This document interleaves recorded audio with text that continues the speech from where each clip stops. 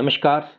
आपके अपने चैनल ज़िंदगी सुपरफास्ट में आप सभी का बहुत बहुत स्वागत, वंदन, अभिनंदन। सुनते हैं मुंशी प्रेमचंद जी की कहानी विषम समस्या। मेरे दफ्तर में 4 चपरासी थे। उनमें एक का नाम गरीब था।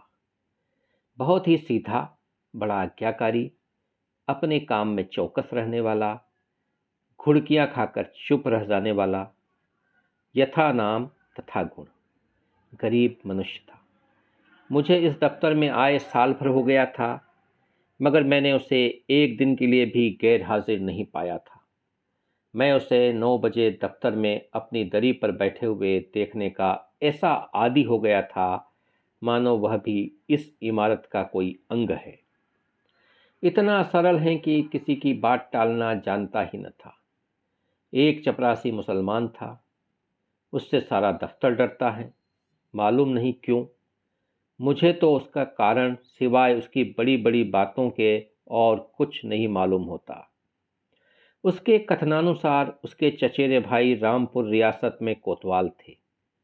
उसे सर्वसम्मति ने काजी साहेब की उपाधि दे रखी थी। शेष 2 महाशय जाति के ब्राह्मण थे।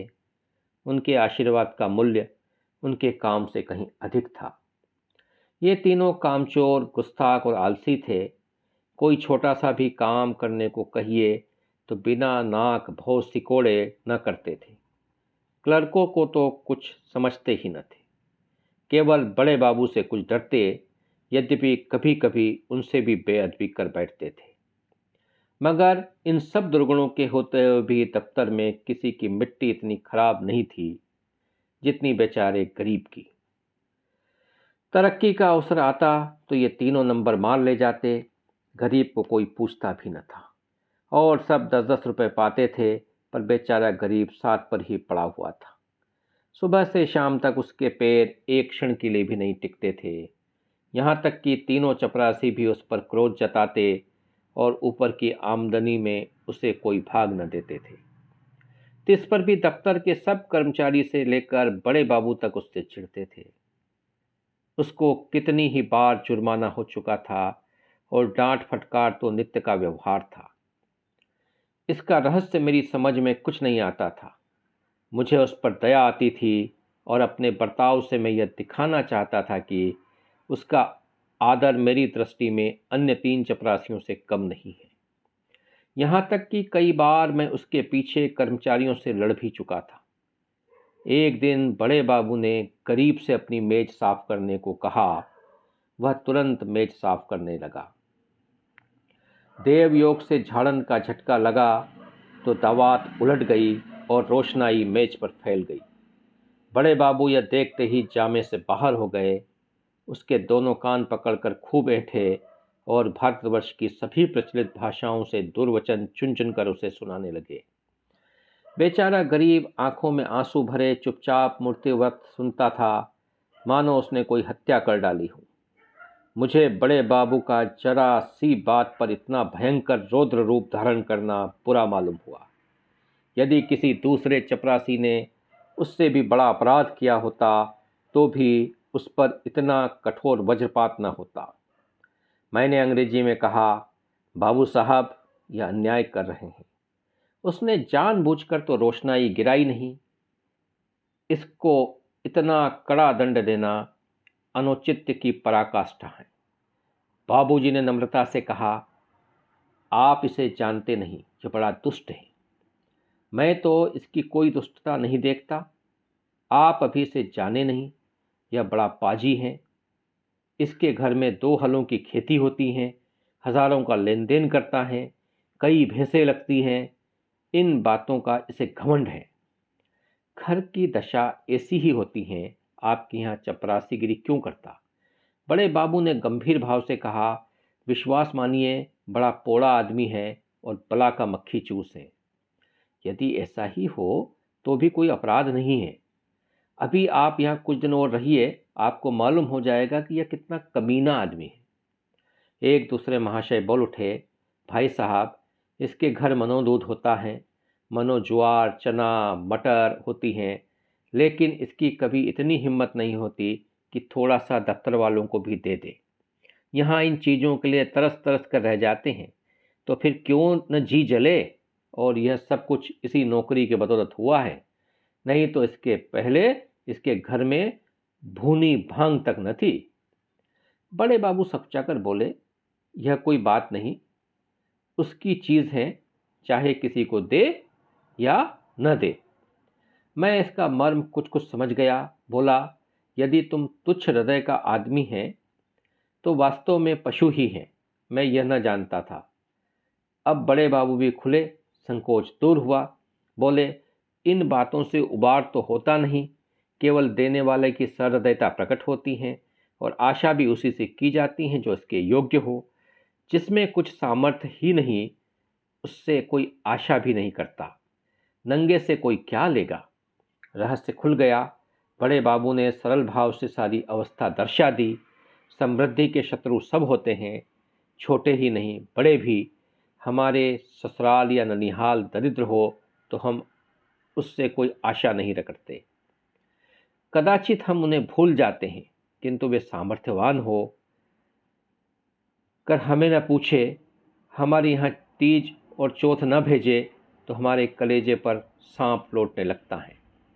हम अपने किसी निर्धन मित्र के पास जाएं तो उसके एक बीड़े पान पर भी संतुष्ट हो जाते हैं, पर ऐसा कौन मनुष्य है जो किसी धनी मित्र के घर से बिना जलपान किए हुए लौटे और सदा के लिए उसका तिरस्कार न करने लगे।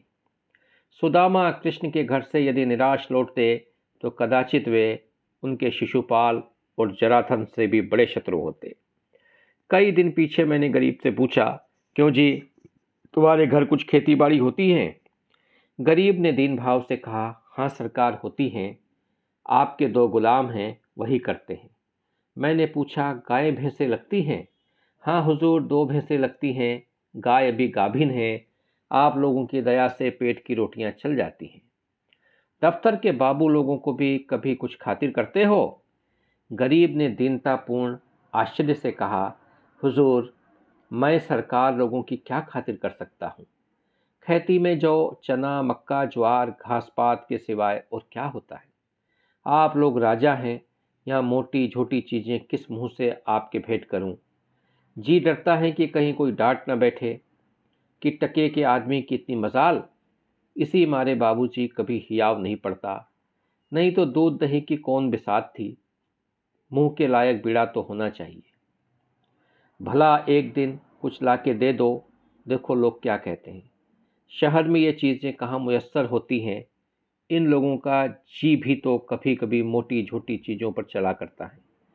जो सरकार कोई कुछ कहे तो कहीं साहब से शिकायत कर दे तो मैं कहीं का ना रहूं। इसका मेरा जिम्मा है। तुम्हें कोई कुछ न कहेगा, कोई कुछ कहेगा भी तो मैं समझा दूंगा। हुजूर, आजकल तो मटर की फसल है और कोल्हू भी खड़े हो गए हैं, इसके सिवाय तो और कुछ भी नहीं है। बस तो यही चीज़ें ले आओ। कुछ उल्टी सीधी पड़ी तो आपको संभालना पड़ेगा। दूसरे दिन गरीब आया तो उसके साथ 3 हष्टपुष्ट युवक भी थे। 2 के सिरों पर टोकरियां थी, उनमें मटर की फलियां भरी हुई थी। एक के सिर पर मटका था जिसमें ऊख का रस था। तीनों युवक ऊख का एक एक गट्टा कांख में दबाए हुए थे। गरीब आकर चुपके से बरामदे के सामने पेड़ के नीचे खड़ा हो गया। दफ्तर में उसे आने का साहस नहीं होता था, मानो कोई अपराधी है। वृक्ष के नीचे खड़ा ही था कि इतने में दफ्तर के चपरासियों और कर्मचारियों ने उसे घेर लिया। कोई ऊख लेकर चूसने लगा, कोई आदमी टोकरों पर टूट पड़े। इतने में बड़े बाबू भी दफ्तर आ पहुंचे। यह कौतुक देखकर उच्च स्वर से बोले, यह क्या भीड़ लगा रखी है, चलो अपना अपना काम देखो। मैंने जाकर उनके कान में कहा, गरीब अपने घर से यह सौगात लाया है, कुछ आप ले लीजिए, कुछ हम लोगों को बांट दीजिए। बड़े बाबू ने कृत्रिम क्रोध धारण करके कहा, क्यों गरीब, तुम ये चीज़ें यहाँ क्यों लाए?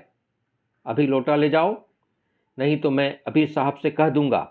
क्या हम लोग उनके मरभूख समझ लिया? गरीब का रंग उड़ गया, थर थर कांपने लगा, मुंह से एक शब्द भी नहीं निकला।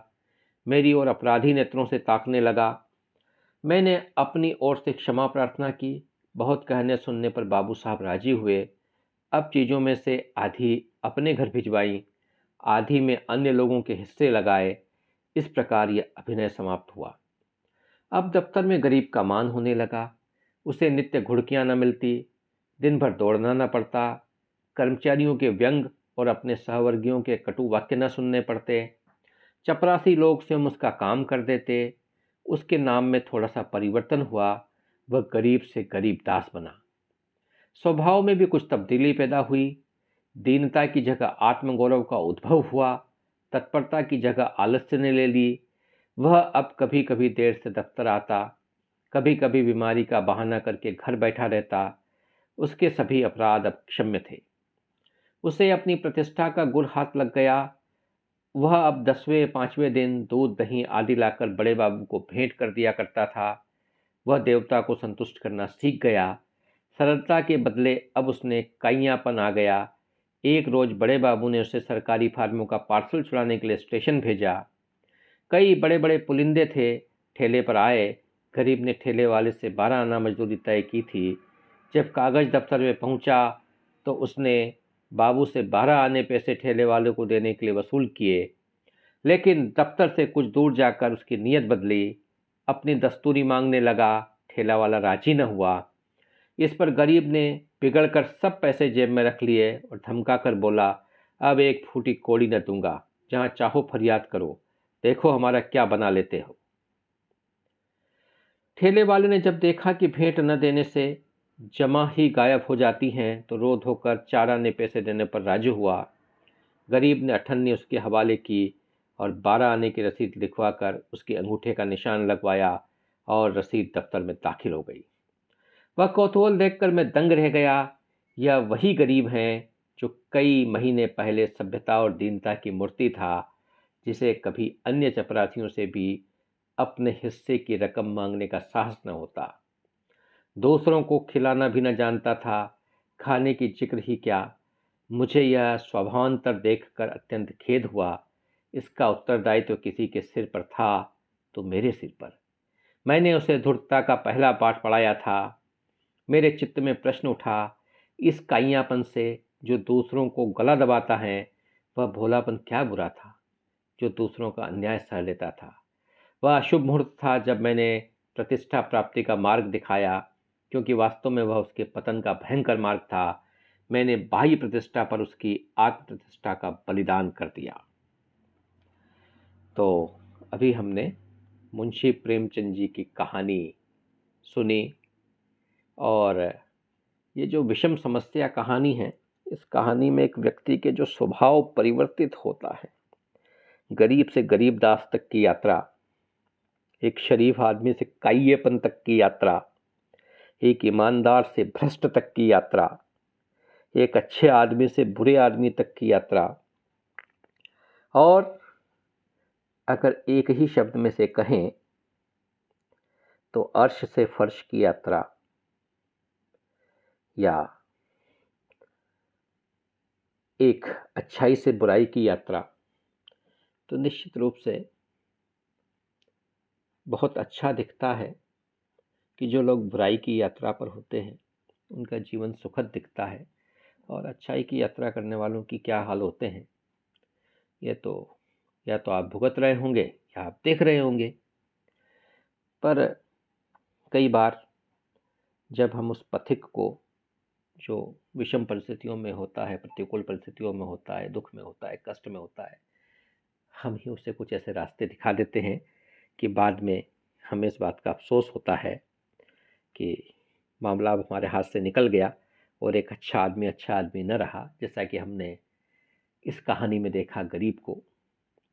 तो इस कहानी को सुनने के दौरान लगभग 14-15 मिनट इस सफ़र में आप मेरे हम सफ़र रहे। इसके लिए साहब आप सभी लोगों का बहुत बहुत धन्यवाद, बहुत बहुत शुक्रिया, प्रणाम।